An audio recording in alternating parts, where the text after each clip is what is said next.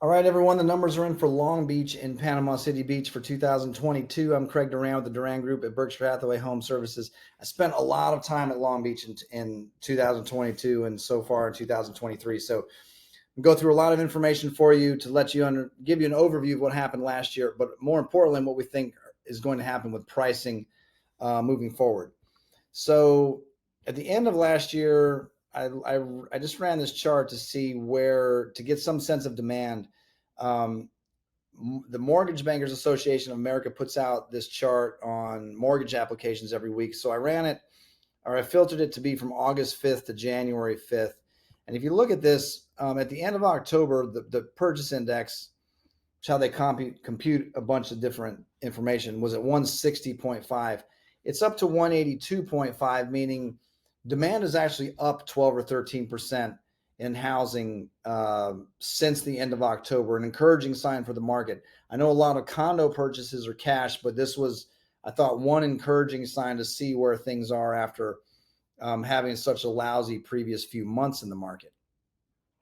Couple numbers to throw at you, just looking at the year as a whole. 2022 was very much a tale of two halves of the year, but overall, here's some numbers for you. We had 12% fewer condos available for sale last year. We wrote 35% fewer contracts in the condo market. We had 30% fewer sales overall, which led to 11% less volume, although we had a 27% increase in the average sales price. One way to look at price appreciation gives you a sense that we had a pretty fantastic year for price appreciation in real estate, most of that early in the year. Another way to look at what happened in 2022, going back to November of 2021, remember the red line here represents the number of condos for sale. The black line represents the number of closed sales that are actually happening. And look at this. November, December, January, February, March, we had more closings on condos than we had condos offered for sale. Think about that for a second.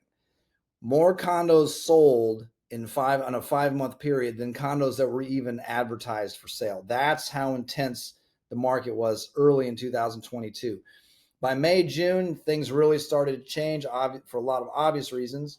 But we had way more supply with the red line, and we had much less demand, the black line really going in the other direction.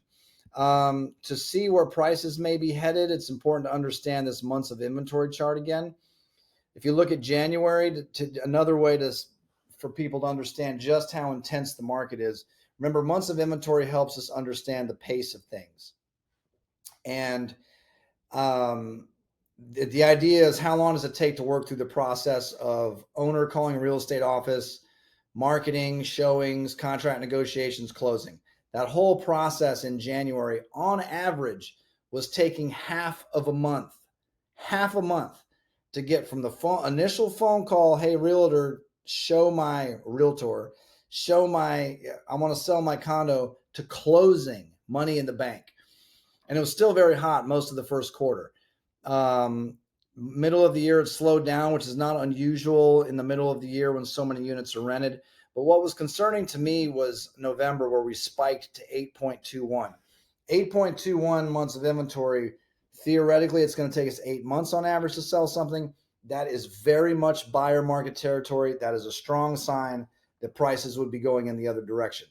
December, we recovered. 4.26 months of inventory. Very balanced market. Not a lot of, you wouldn't expect a lot of price depreciation or appreciation either direction. So it's going to be very important to watch this number for the next 60 days or so. There are a lot of things that happen coming into the spring market that could send this in a couple different directions. At the moment, no real pressure on prices to go down. If you look at pricing, we had 21 sales in Long Beach last year. I've organized these by date, so we could try to get some sense of what was happening. So if we take 2-bedroom sales, 700, let's take 1-bedroom sales. Early in the year, 375, then moved up to 420,000, 425, 499,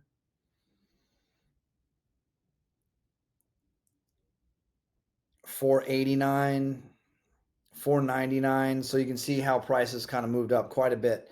If you take 2-bedroom sales, 700,000, 688, 705, 715, 730, 730, 670, 725, 750.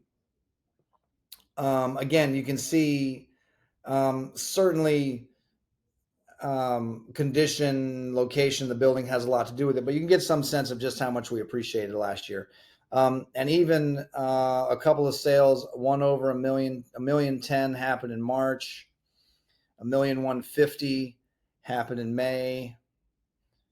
And we've got a strong one closing this Friday that will rival right where this one is. So prices have come a little bit down. You can see kind of an appreciation up and maybe a little bit of pause back from the peak, but still a very good market in Long Beach.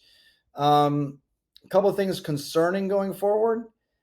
This is Long Beach specifically. Look at that red line now and look at the spike in inventory. That's a pretty huge jump. And we haven't had a sale in there in a couple of months. We will have one on Friday. All goes well. Before that, we had spiked to 6-7 months of inventory. So that's borderline neutral, probably buyer's market territory. It'll be curious to see once that one sale registers, when I pull numbers for January, what this looks like. This is not trending in a great direction for pricing. At the moment, we have 15 units for sale in the entire project, and we haven't had a sale in 2 months.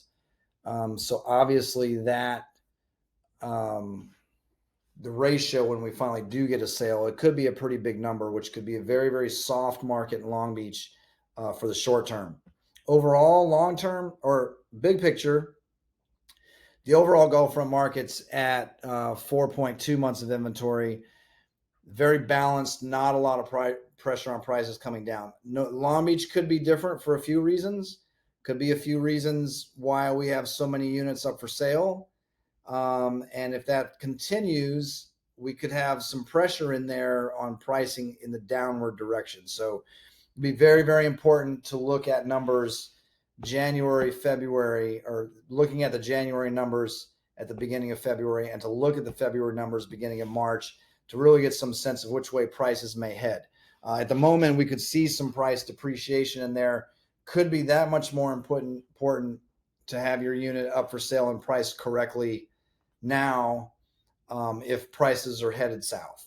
I can't put it any less blunt than that. If some experts generally are predicting depreciation in the market in housing, I think it's a little more localized than that. Our overall condo market right now is very flat.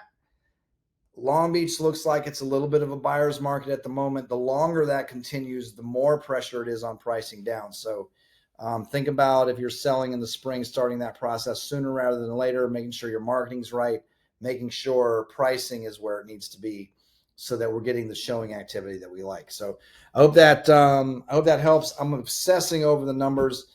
It's January, what is it? January 10th. So it's only going to be about 21 days or so before we pull the January numbers to see which way things are starting off in the spring market. If you're on our distribution list, obviously you'll get these emailed to you. If you're seeing this, that's probably how you got it. I also put these on YouTube. If you know anybody else that owns in the building or in any other buildings that wants these updates, feel free to share this with them. Or if you're watching this and you'd like to be signed up for these, just shoot me a text to 850-527-0221. We'll make sure we send it to you when they become available. Thanks for watching. Happy New Year. We'll be in touch just over 3 weeks with the updated numbers.